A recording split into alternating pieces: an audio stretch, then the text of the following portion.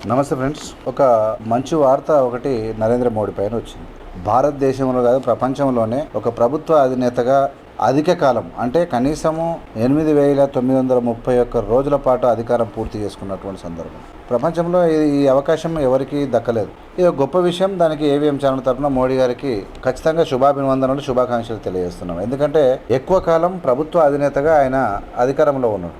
అయితే సాధ్యమైనంత వరకు ఖచ్చితంగా నా లోపల మాత్రం 100% పార్షియాలిటీ ఉండదు ఎవడన్నా. ఎందుకు ఉండదంటే ఖచ్చితంగా మంచి చేస్తే మంచి అంటాం, చెడు చేస్తే చెడు అంటాం. ముఖ్యంగా ఒక గొప్పగా అంటే 8,931 రోజులు అధికారంలో ఉన్నటువంటి నేతగా రికార్డు సృష్టించినటువంటి మోదీ గారు, నిజంగా అంబేద్కర్ గారు ఏం చెప్పారంటే, మనం ఎన్ని రోజులు బతికామన్నది ఇంపార్టెంట్ కాదు, ఎలా బతికామన్నది ఇంపార్టెంట్. మనం ఎన్ని రోజులు అధికారంలో ఉన్నది ఇంపార్టెంట్ కాదు, మనం ఏం చేశామన్నది ఇంపార్టెంట్. ఖచ్చితంగా అంటే మోడీ గారు అధికారంలో ఇన్ని సంవత్సరాలు ఉన్నా కూడా ఈ దేశ ప్రజలు శత్రువులుగా మారారు తప్ప మిత్రులుగా మారలే.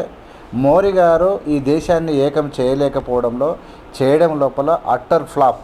అంటే భారతదేశంలో ఉన్నటువంటి ప్రజలు ఇలా హిందువులమైనటువంటి మేము భారతీయులము శత్రువులుగా తయారైనము. నేను మాట్లాడితే అత్యంత బూతు కామెంట్లు పెట్టేటువంటి ఒక వర్గం తయారైంది ఈ దేశంలో.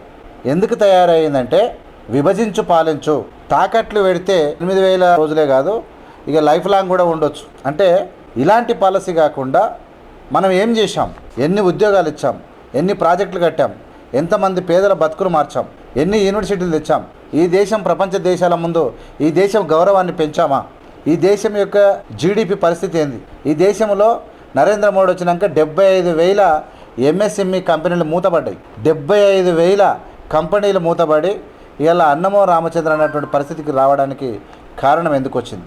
ఈ దేశ ప్రజలు ఎందుకు కొట్టుక సావడానికి రెడీగా ఉన్నారు? ఎందుకు ఈ దేశం మతాలుగా అంటే ఎప్పటి నుంచి కానీ కొన్ని వందల ఏండ్ల నుంచి ఈ దేశంలో ప్రజలు ఉన్నారు. ఎప్పుడు కూడా ఇంత ఘోరం లేదు.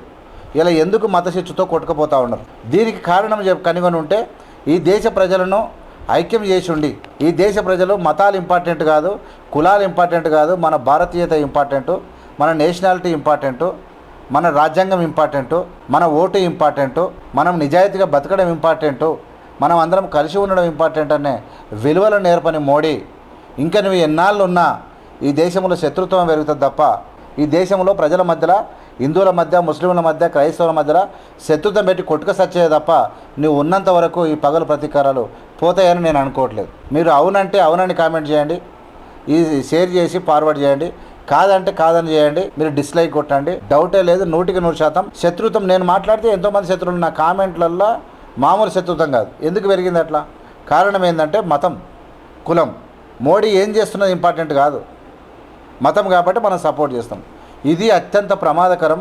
నాగువాము విషము కన్నా ఈ కులాలు మతాలు అనేటివి అత్యంత ప్రమాదకరమైనవి.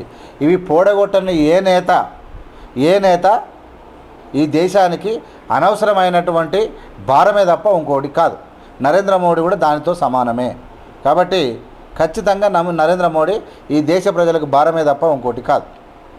చూస్తూనే ఉండండి ఏవిఎం మీడియా. లైక్ చేసి, షేర్ చేసి, సబ్స్క్రైబ్ చేసి ప్రజలకు తీసుకుపోవాల్సిందిగా విజ్ఞప్తి. జై హింద్, జై భీమ్, జై భారత్.